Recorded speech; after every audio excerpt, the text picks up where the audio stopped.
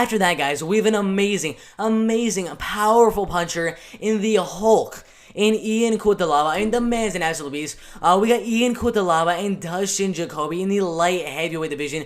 The first thing I'm going to say right here, Dustin Jacoby is taking the fight on short notice. That is definitely going to play a factor right here. Only like 1.5 weeks notice. As, I believe he was supposed to be fighting Devin Clark. That's the man he was supposed to be fighting. But now he's fighting Dustin Jacoby on short notice in the light heavyweight division. A really close fight on the betting odds right here, plus 110 and then minus 130. Dustin Jacoby being the older fighter at 33 years old, so a slight, very slight age advantage for Ian Cutelaba in the fight. But Ian Cutelaba, I mean, you look at any of his fights, man, he has so much power. I believe 12, 13, 14 knockouts on his record. I mean, so much power from Ian Cutelaba. 12 knockout wins, 2 submission wins, and 1 fight going all the way. Absolutely insane. A little bit of a reach advantage and a little bit of a height advantage for Dustin Jacoby right here. But Dustin has really good kickboxing skills. 14 wins and 5 losses. You go down here, you look at this, 9 knockout wins, 1 submission win, and 4 decision wins. Both fighters going out there and they are trying to finish you in the first or second round 100%. But Ian Cutelaba also has some really good wrestling and some devastating ground and pound, and elbows in the clinch are amazing from Ian Cutelaba 100%. But obviously, Ian Cutelaba is a power puncher with solid wrestling. He's trying to knock you out in the first round.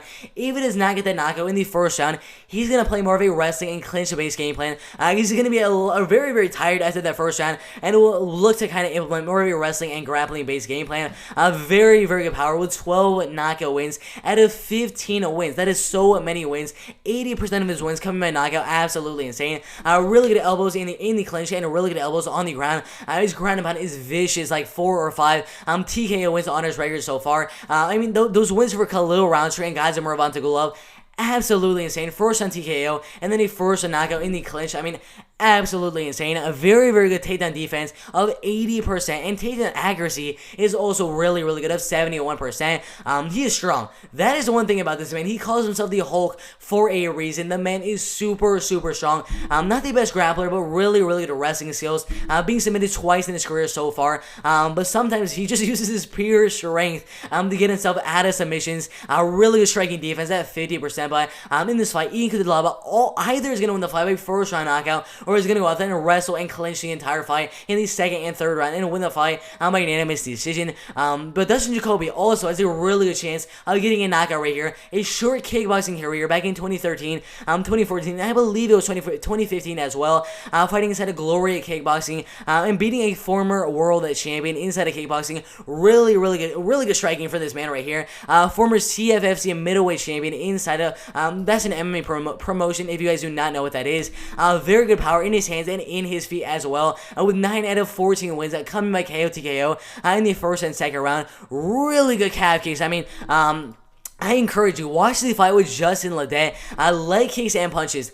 He completely destroyed the legs of Justin Ledet with calf kicks, and he was done after that. And then ended up getting the TKO after that leg kick. I mean, amazing performance there against Justin Ledet in his second to last fight inside of the UFC. Usually goes out there, keeps the fight on the feet, and tries to get the knockout, and landing a lot of good leg kicks in the very first round. I think those leg kicks are going to be a humongous factor for Dustin Jacoby right here. The leg kicks are really good. So in the first round, landing a lot of leg kicks and kind of play dividends in the second and third round.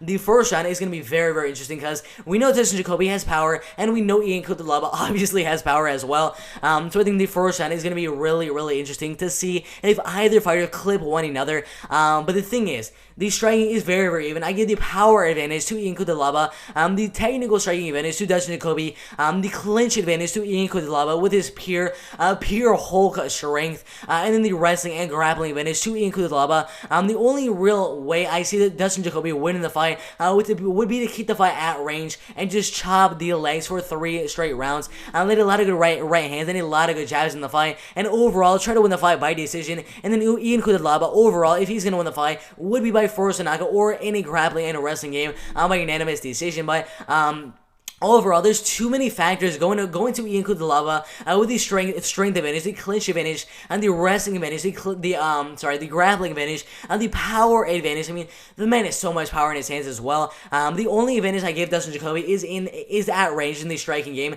So overall, I will be going with Ian Cutelaba to go out there and either win the fight by first round knockout, or the fight will go all the way and win the fight by 30-27 unanimous decision in the wrestling and grappling game. But again, I'm not. This is not one fight where I'm 100% going Ian Cutelaba, because we know Dustin Jacoby has a really good leg case. So this is a fight I would not bet on 100%. But we'll see if Dustin Jacoby implements the leg case in the first round and it pays dividends in the second and third round. Overall, I have Ian Cutelaba winning the fight by 30-27 unanimous decision. After that, guys, we had the co-main event right here.